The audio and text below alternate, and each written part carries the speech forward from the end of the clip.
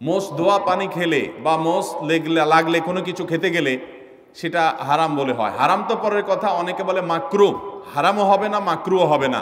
কারণ মোষ যদি থাকে আর পানি যদি আপনি খেতে যান তো একটু আধটু লাগবেই লাগবে, যত ছোট থাকুক একটু হইলেও লাগবে। এখন যদি বলেন যে না আমি লাগাবো না, তাহলে মোষ বড় রাখতে হবে অনেক, এবং সে মোষ কিছু একটা দিয়ে চিমটি দিয়ে ধরে উঠায় ধরে তারপর খাইতে হবে। এছাড়া তো আমি কোনো উপায় দেখি না। কারণ যদি ছোট ছোট মোষ হয় পানি খাবেন আর লাগবে না, তাহলে ঠোঁট ধরে উঠে রাখতে হবে। তাহলে বোঝা গেল এটা ভুয়া, ভিত্তিহীন কথা। মোষ যদি লেগে যায় ইচ্ছাকৃত তো মোষ ধোয়া পানি, মোষ ধোয়া খানা, মোষে লাগলে সেটা খাবেন না আপনি। কারণ হলো সেটা তো আর পরিষ্কার করে হওয়ার সময় জীবাণু থাকতে পারে, ধুলাবালি থাকতে পারে। ইচ্ছাকৃত এটা করেও না কেউ, কিন্তু অনিচ্ছাকৃত যেটুকু লেগে যায় এটার কারণে হারাম তো দূরের কথা, মাকরু হবে না। এটা ভিত্তিহীন কথা। কথা বুঝাতে পারছি? কোন মদ ঘরে বলে শুনছে এই ফতোয়া যে মোষ ধোয়া পানি খাইলে গুনাহ হয়, মাকরু হয়। এই জন্য সে মদ খাওয়ার সময় তার মোষ বড় ছিল, উঠায় ধরে মদ খাইতো। যে মদ খাওয়ার সময় যদি মাকরু হয়ে যায় তাহলে আল্লাহ নারাজ হয়ে যাবে। এই জন্য সে মোষ উঠায় নাকি মদ খাইতো। আল্লাহ জানে সত্য না মিথ্যা, ঘটনা শুনছি আমরা অনেক ছোটবেলা থেকে। তো যাই হোক, তো মোষ ধোয়া পানি খেলে বা কিছু খেতে গেলে মোচে লেগে গেলে আসলে কোনো গুনাহ হবে না। বিভিন্ন এলাকায় অসুখ বিসুখ যাতে কম হয়, বার্ষিক সিন্নি, খোদাই সিন্নি, মহরমের সিন্নি নামে বিভিন্ন সিন্নি করা হয়। এগুলো করা কতটুকু বৈধ?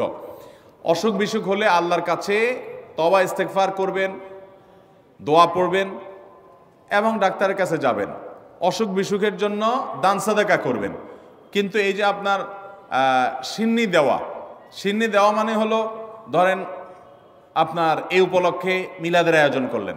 নবী করিম সাল্লাল্লাহু আলাইহি ওয়াসাল্লাম বা সাহাবা একরাম কেউ এরকম অসুখ বিসুখ হলে, বিপদ আপদ হলে এরকম কোনো কাজ করতেন বলে আমাদের জানা নাই। বিধায় খেয়াল রাখতে হবে যে এগুলা কোনো সুন্নাহসম্মত আমল না।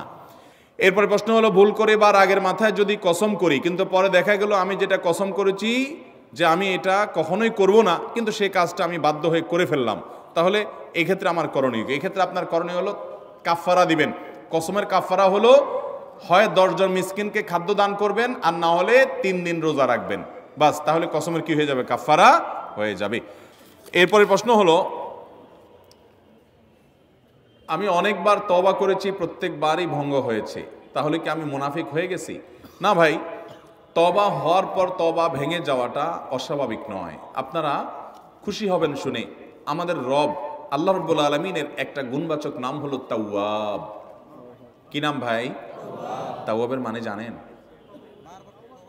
আল্লাহু আকবার। রিপিটেডলি, বারবার যিনি বান্দার তওবা কবুল করেন। এই জন্য ভাই, একবার গুনাহ হয়ে গেছে, আল্লাহর কাছে তওবা করেছেন, চেষ্টা করছেন যে আর যেন না হয়, কিন্তু আবার শয়তান কাত করে ফেলে দিয়েছে, আবারও তওবা করে ফেলবেন এবং দুর্বল হবেন না। এখানে ইবলিস আপনাকে বলবে, তুই এতবার একই কাজ করে তওবা করছস আল্লাহর কাছে, আবার কোন মুখে তওবা করবি? থাক, বাদ দে। আপনার তওবা থেকে দূরে সরাবে। এটা হলো শয়তানের সবচেয়ে বড় অস্ত্র। কখনো নিরাশ হওয়া যাবে না। তওবা আগের বারের চাইতে পরের বারটা আরো স্ট্রং করবেন, যে ঠিক আছে আগের বারটা তওবা আমি দুর্বল ছিল, এটাকে আরো স্ট্রং করব, চেষ্টা করবো না ইনশাআল্লাহ। তাহলে তওবা বারবার করতে হবে, বারবার করতে হবে। ভেঙে গেলে আরো শক্ত হার্ডলি তওবা করতে হবে, নিজের প্রতি নিজে শাসন চালাতে হবে। এভাবে ইনশাআল্লাহ সামনে আগাইতে হবে। ভারতবর্ষের একজন কবি বলেছেন, আরে ये কুश्ती তো হয় অমর ভর কি, কবি ও দাবালে কবি তু দাবালে। ইবলিসের সাথে তোমার লড়াই তো সারা জীবনের। কখনো ইবলিস তোমাকে কাত করে ফেলে দিবে, তোমার দ্বারা গুনাহ করায় ফেলবে, আবার কখনো চোখের পানি ফেলে কেঁদে কেটে আল্লাহর কাছে একান্তে। ভাইরা, কিছু নির্জন সময় কাটানো দরকার। আমাদের কোনো নির্জন সময় নাই। নির্জন সময় হলে ওই মোবাইলে আমরা ঢুকে পড়ি, মোবাইল টোবাইল বন্ধ করে ফেলে দিনে রাতে 24 ঘন্টার ভিতরে 5 ওয়াক্ত নামাজের পরে আগে যে কোনো সময় অন্তত 2-4-5টা মিনিট একটু চিন্তা ভাবনা করবেন, একটু নিজের হিসাব মিলাবেন, আল্লাহর সাথে কথা বলবেন। আজকে একটা গুনাহ হয়ে গেছে, আজকে একটা কাস্টমার মহিলা আসছে, তার সৌন্দর্য দেখে তাকে নিয়ে বাজে চিন্তা জল্পনা কল্পনা করেছি, নোংরামি করেছেন, গুনাহ কাজ করেছেন। কোনো কাস্টমার এসেছে, তার সাথে ফাঁকি ঝুঁকি দিয়েছেন, 2 নাম্বারই করেছেন, মিথ্যা কথা বলেছেন, কিনা দর এত আছে বলেছেন, আসলে এত আসে নাই। এই যে মিথ্যা বলেছেন কয়টা টাকার জন্য, এই টাকা দুনিয়াতে থেকে যাবে, মিথ্যাটা আপনার আমলনামা যুক্ত হয়ে আখিরাতে যাবে। এইসব কথা চিন্তা করে আল্লাহর কাছে চোখের পানি ফেলে একান্তে, আল্লাহ করে ফেলেছি আজকে শয়তানের পালায় পড়ে, আল্লাহ খেয়াল ছিল না, আপনি মাফ করে দেন। মালিক, আপনি মাফ না করলে কিয়ামতের ময়দানের শাস্তি হবে ভয়াবহ। দুনিয়াতে আপনি ছেড়ে দেন, আল্লাহ মাফ করে দেন।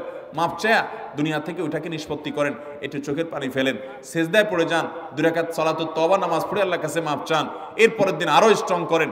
এভাবে আপনি লড়াই চালাতে থাকবেন। আরে এই কুস্তি তো হয় অমর ভর কি, কবি ও দাবালে কবি তু দাবালে। শয়তান গুনাহ কমা আপনার দ্বারা করায়া সে জিতে যাবে, আর আপনি তওবা করে চোখের পানি ফেলে গুনাহ মাফ করিয়ে তারপরে আপনি শয়তানের উপরে জিতে যাবেন। তওবা করতে থাকবো তো ইনশাআল্লাহ। তওবা করতে কখনো ক্লান্ত হবেন, তওবা অব্যাহত রাখবেন, অনবরত রাখবেন। দুনিয়াতে কোনো ফেরেশতা মানুষ নাই, সবাই গুনাহ করে। এর মধ্যে সবচেয়ে উত্তম মানুষ হলো গুনাহ করার পর যে নিজের ভুল বুঝতে পারে, নিজেকে শাসন করে সংশোধন করে সে তওবা করে মাপ চায়। মনে রাখবেন, যে ব্যক্তি তওবার শর্ত আদায় করে তওবার শর্ত কি?